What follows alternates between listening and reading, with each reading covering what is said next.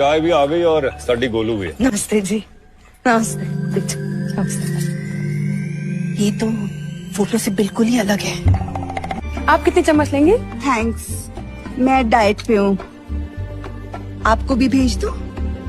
Diet diet हमारे परिवार में भी सभी के सभी हेल्दी है जी। तुसी भी कर दो एक्सरसाइज। हाँ जी जी वो हॉबीज मैच ना हो ना सही, दिल मैच होने चाहिए ना जी, पर्सनालिटीज मैच होनी चाहिए। ये 50 बारी रिजेक्ट हो चुकी है लड़की, फिर भी वजन न कम करने की कसम खा रखी है। हमें ना जी ऐसी प्लम्पी लड़की चाहिए थी। मेरा नाम गोलू नहीं है, मेरा नाम गायत्री है, गायत्री।